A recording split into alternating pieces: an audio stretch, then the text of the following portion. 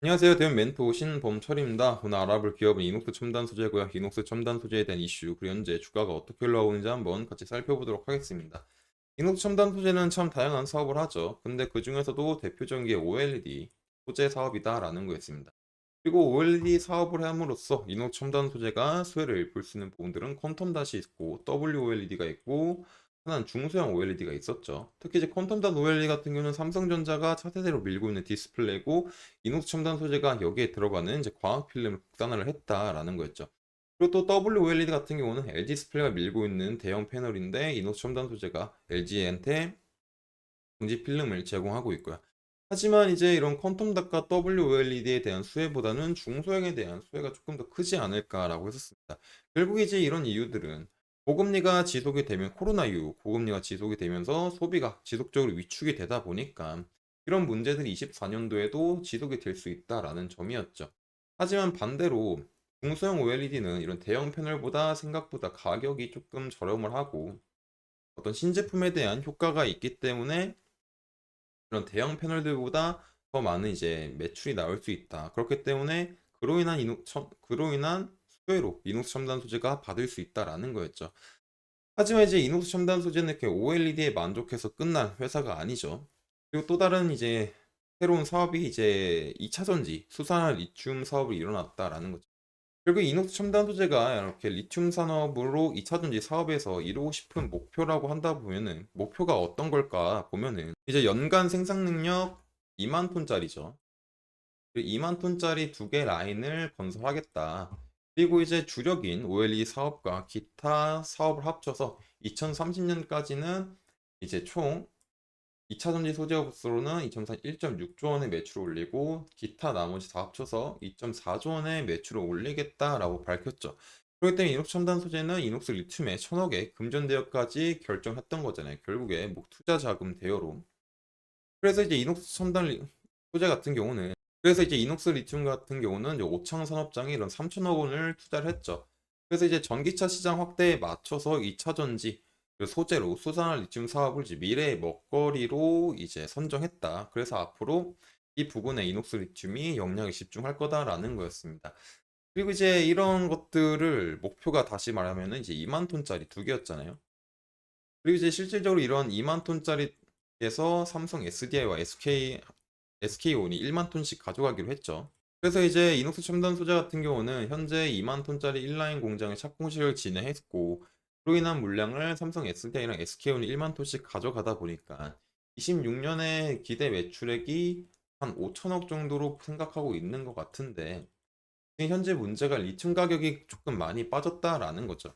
이 표를 보시게 되면은 22년도에는 이제 리튬 원재료에 대한 공급 부족을 해서 리튬이 톤당 이제 한 1억, 1.1억까지 뛰었던 적이 있었죠.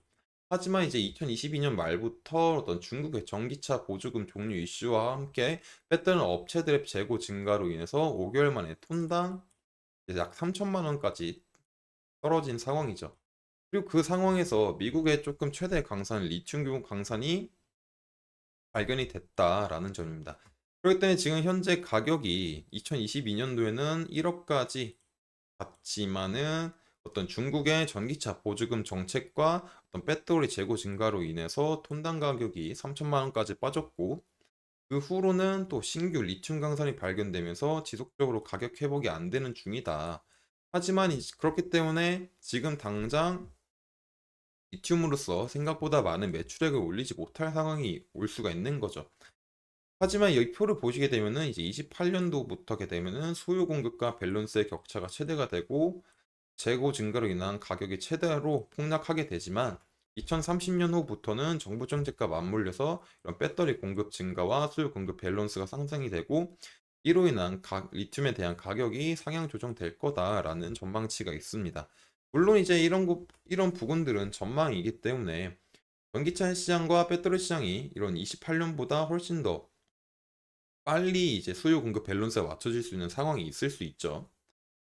그래서 이제 이 표를 다시 보게 되면은 그리고 여기서 이제 나오지 않지만 여기 35년을 한 번 더 추가하겠습니다. 35년이 되게 되면은 이제 전 세계 리튬 소요가 이제 약 380만 톤 정도가 된다. 근데 이제 수요 연간은 380만 톤인데 전 세계 생산량 예상치는 246만 톤이다 보니까는 이런 수요보다 이런 공급보다 이제 수요보다 생산량이 훨씬 더 적은 거죠. 그렇기 때문에 이제 리튬의 가격이 공급 부족이 죄송합니다. 다시 말하겠습니다. 2035년에는 리튬의 연간 수요가 이제 380만 톤으로 예측되고 있는 겁니다. 380만 톤인데 전 세계 생산량이 246만 톤이다. 그러다 보니까 이제 생산량에 비해서 수량이 훨씬 더 많다라는 거죠. 그래서 이로는 공급 부족으로 인해서 다시 35년도부터는 리튬 가격으로 인상이 되어질 거다라고 예측이 되고 있죠. 그리고 여기서 보게 되면은 현재 글로벌 전기차 시장이 좋지 않지만 글로벌 전기차 및 리튬 소요 전망을 보시게 되면은 22년도에는 956만 대였지만 30년도가 되면은 5,568만 대가 될 예정이고 글로벌 배터리 소요량 역시 22년도에는 455기가와트시였지만 30년도에는 3,647기가와트시가 될 거다.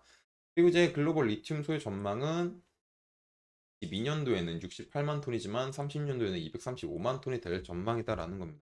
그렇기 때문에 현재 전기차 시장과 리튬 배터리에 대한 시장의 상황이 좋지 않지만 그로 인해서 이노스 첨단 소재가 26년에 예상했던 5천억에 대한 매출액을 못 올릴 수 있죠. 하지만 전반적으로 시간이 지나면 해결될 문제다 보니까 이로 인해서 이녹스 첨단 소재가 당분간 조금 힘들어도 수혜를 볼 수 있는 상황은 마련될 수 있다라는 겁니다. 그래서 이녹스 첨단 소재의 주가를 한번 살펴보게 된다면 일단 이녹스 첨단 소재 같은 경우는 주가가 이제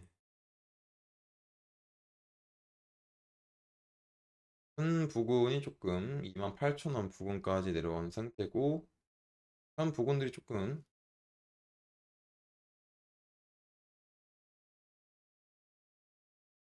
주봉상 이제 부근이라고 볼 수가 있겠죠.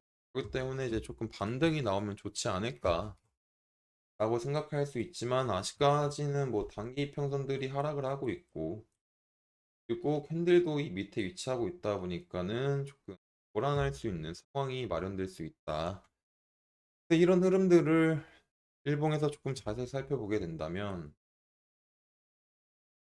여기서 마찬가지로 이런 28,000원 부근에서 캔들이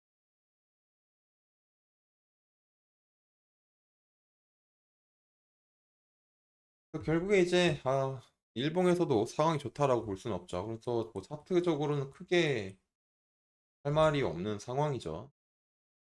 단기 평선도 하락하고 있고 평선이 완만하고 있지만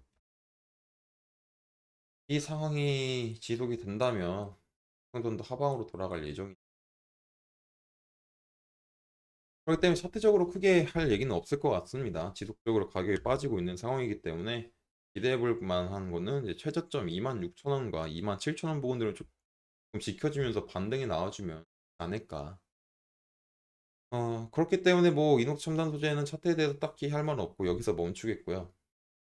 그래도 이녹스 첨단 소재 주가가 조금 빠지고 있지만 OLED 소재 업체로서 수혜를 볼 수 있는 상황이 마련되고 있고 또 현재 뭐 2차 전지와 전기차 시장이 좋지 않지만 미래를 생각해 보면은 개선될 수 있는 부분들이 이제 충분히 많기 때문에 나중에 이런 개선이 실적으로 반영이 된다면 이녹스 첨단 소재 같이 주가가 상승할 수 있는 그림이 만들어질 수 있어서 기대해 보면 좋지 않을까라고 생각합니다.